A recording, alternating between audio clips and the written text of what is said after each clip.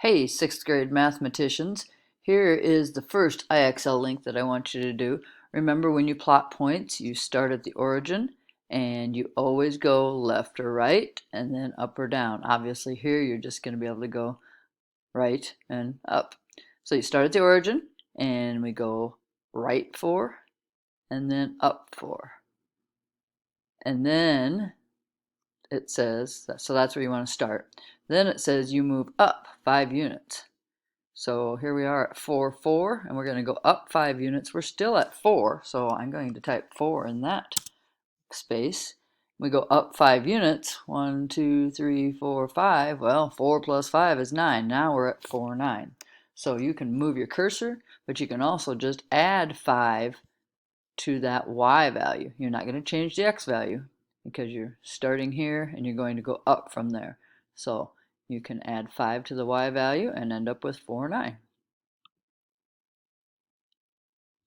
You start at 8, 0. So again, you start at the origin, and we're going to go right first over to 8, 0, and it says you move up 1 unit. Well, I'm still going to be at 8 something. I'm going to be at 8, 1.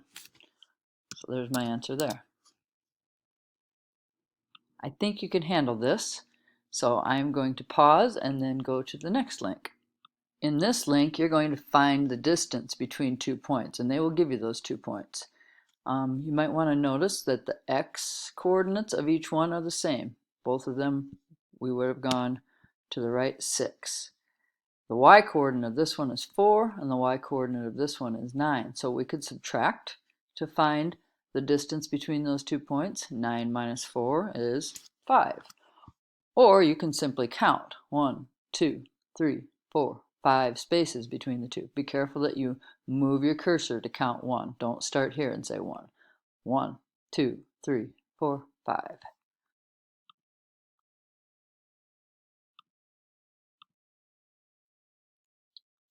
All right, so we've got 3, 3, and 10, 3. And right away, you see that, oh, it's the x-coordinate that has changed here. The y-coordinates are the same. So very simply, you might want to just look at the coordinates that are the same, ignore them, and find the difference between the other coordinates. So these two are, the x-coordinates are different. 10 minus 3 is 7.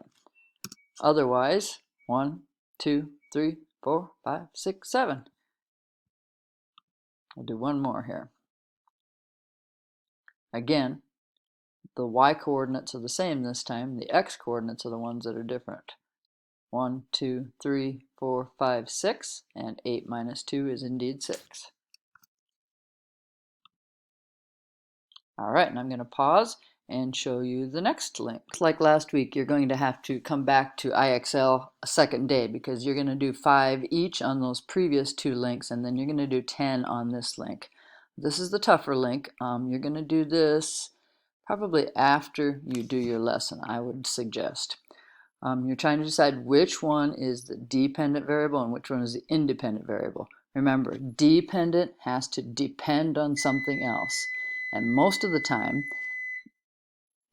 pay or how far you travel, how far you run, depends on the amount of time. All right, so I'm going to quickly read the problem here. VJ is using homegrown cucumbers to make pickles. The number of pickles he can make is determined by how many cucumbers he has on hand. Now be careful, determined doesn't mean depend. The number of pickles he can make depends on how many cucumbers he has. Okay, so P, they're just using a variable here to show you that that's the number of pickles he can make. C is the number of cucumbers. Well, which of the variables is independent, which one is dependent? Is the number of, and see, this is what you're going to have to do for yourself. Is the number of pickles independent, and does the number of cucumbers depend on the number of pickles? So dig in and find the dependent first. Or is the number of pickles he can make dependent on the number of cucumbers he has? And I think you'll agree that that's the answer. So you've got to read these both to yourself and always start with the dependent because that will be easier to find. So is the number of pickles dependent on the number of cucumbers he has? Yes. At a deli counter, the price of a customer's order is calculated based on its weight. If you go to the meat department in a grocery store, how much food, how much meat you buy is going to determine how much you pay. Okay, so P is the price, W is the weight. So again, look at the dependent. Start here. So is the weight of the meat dependent on the price, or is the price of the meat dependent on the weight? I think you'll agree that the price of the meat that you're going to buy is dependent on how much you buy, on the weight, how much it weighs. They usually charge you per pound for meat. A solar farm in California produces much of its output during the summer when the sun is the most intense. The amount of power produced by a solar cell increases with the amount of sunlight it receives.